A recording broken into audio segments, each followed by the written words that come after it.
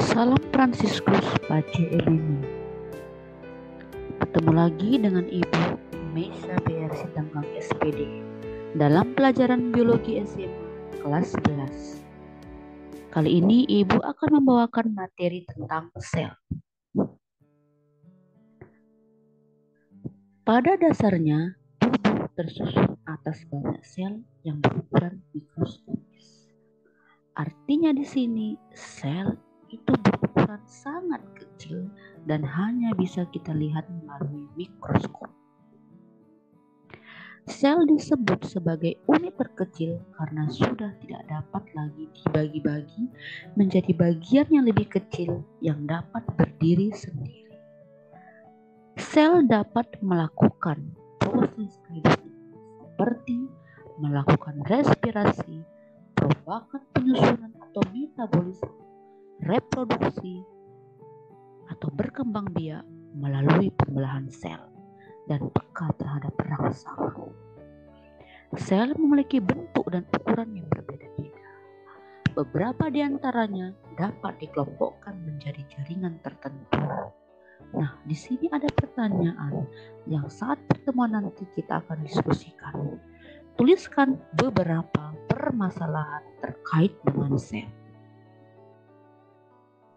Dan ini adalah pokok bahasan atau daftar isi. Satu yang mau kita bahas penemuan sel dan teori tentang sel. 2. Kisaran ukuran sel. 3. Tipe sel. 4. Komponen kimiawi sel. 5. Struktur sel dan fungsi. Kita lihat penemuan sel dan teori tentang sel. Sel pertama kali ditemukan oleh ilmuwan Inggris yang bernama Robert Hooke pada tahun 1900. Sel yang diamati dengan mikroskop sederhana bukan sel gabus dari dinding sel yang sudah mati. Pada pengamatannya nampak ruang kecil kosong, sehingga beliau menampakkannya dengan sel. Atau ruang-ruang kecil yang kosong itu beliau menyebutnya sel. Dalam bahasa Latin selula atau kamar kecil. Kemudian penemuan sel mulai berkembang ketika Antony van Leeuwenhoek menjadi orang pertama yang mengamati sel hidup menggunakan mikroskop pada tahun 1670.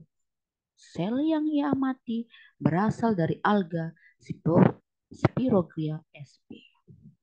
Dan dilanjutkan oleh para ilmuwan lainnya, yaitu salah satunya Ibu ambil contoh dan dapat baca ya dan perhatikan para ilmuwan lainnya. Ibu ambil contoh dari Theodor Sacquard dan Matthias Jacob. Pada tahun 1838 ia mengatakan bahwa sel merupakan unit dasar kehidupan dan setiap makhluk hidup tersusun.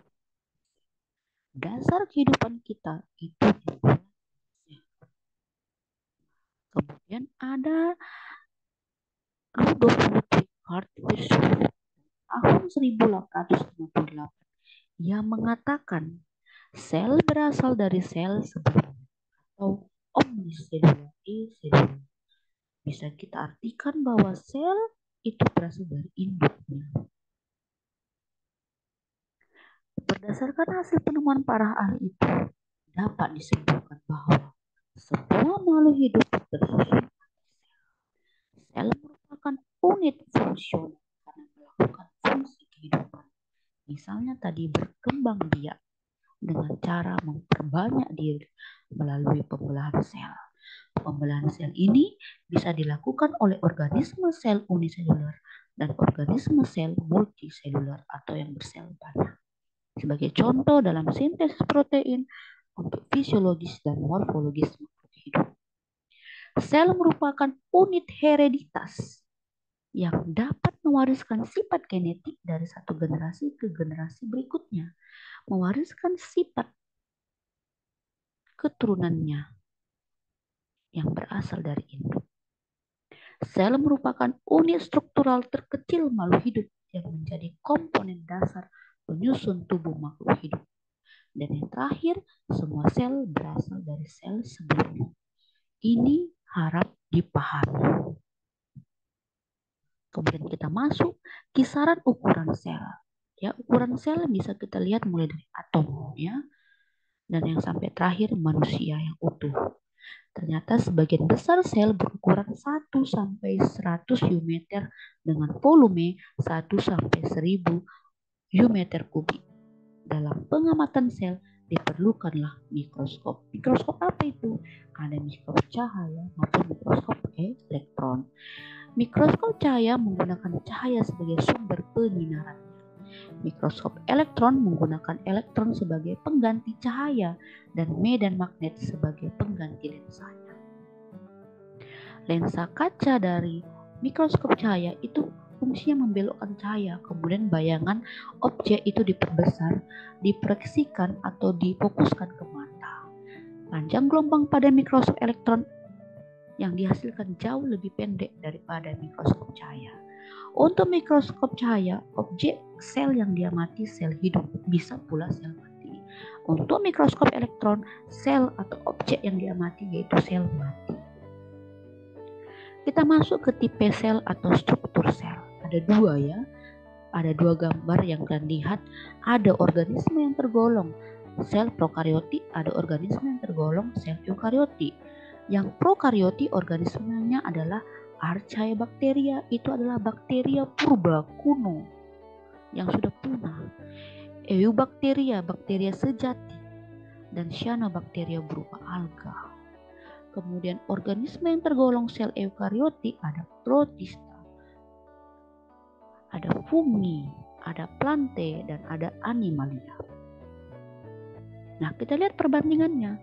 Untuk sel prokariotik, yang pertama, prokariotik berasal dari bahasa Yunani pro sebelum kryon inti. Sel yang tidak memiliki nukleus. Materi genetik atau DNA terkonsentrasi pada nukleoid, yang mana nukleoid ini itu terdapat DNA atau RNA. Sel prokariotik memiliki DNA sirkular atau plasmid, ribosom untuk sintesis protein, membran plasma, dan dinding sel. Satu ciri khas sel prokariotik yaitu dia tidak memiliki sistem endomembran atau membran dalam seperti retikulum endoplasma dan kompleks Golgi, dan tidak memiliki mitokondria ataupun kloroplas. Nah, sebagian besar itu memiliki flagella atau alat gerak dan rambut getar atau gili, dan diameternya sekitar 0,1 sampai 1 meter. Nah, untuk sel eukariotik yang berasal dari Yunani juga, yaitu eu artinya sebenarnya kryon inti, dan materi genetik itu dibungkus oleh membran inti dan memiliki nukleus sebenarnya. Nah, untuk sel eukariotik memiliki sitoplasma. Tadi sel prokariotik tidak memiliki sitoplasma. Dan sitoplasma pada sel eukariotik itu berada di antara nukleus dan membran inti. Terdapat medium cair yang disebut sitosol. Jadi sitoplasma itu berisi cairan-cairan yang berupa air maupun protein. Dan organel sel itu disebut sebagai sel padatan yang tidak ada pada sel prokariotik, dan diameternya sekitar 10 sampai 100 meter. Apa saja komponen kimiawi sel penyusun tubuh sel?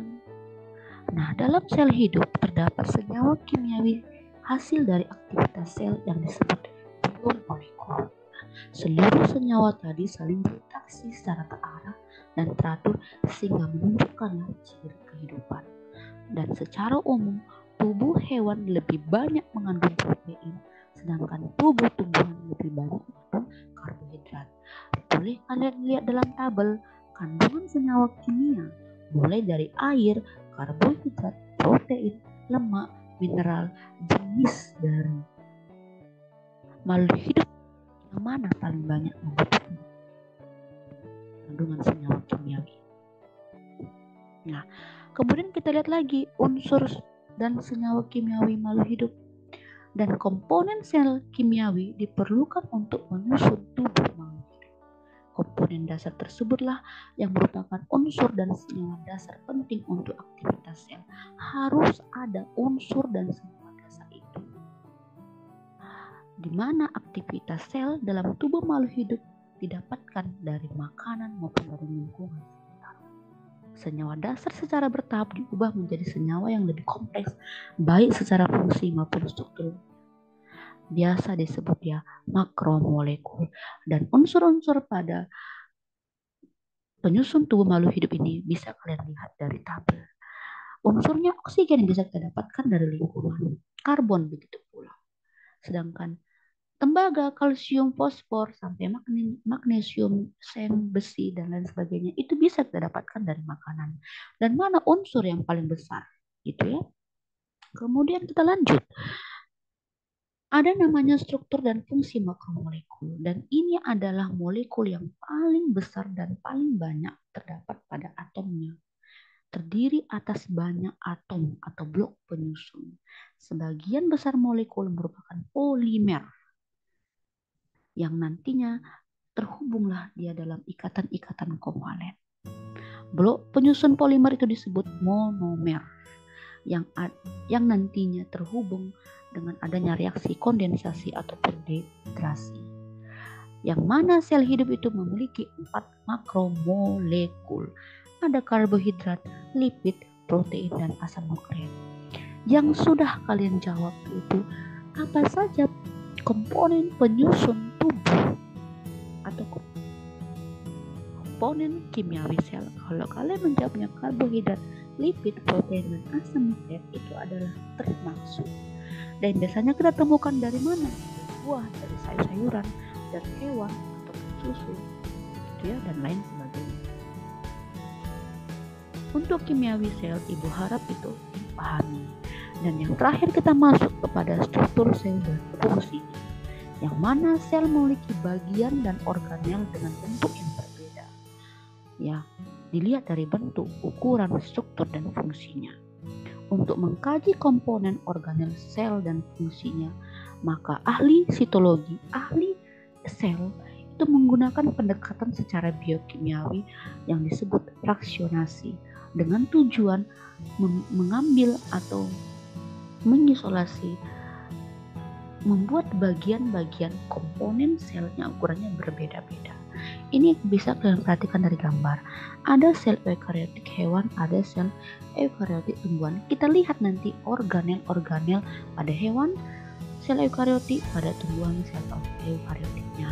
Maka sampai di sini dulu pembelajaran kita. Yang wajib kalian pahami yang pertama kali adalah penemuan sel dan teorinya, kisaran ukuran sel, tipe sel, sampai komponen kimiawi sel.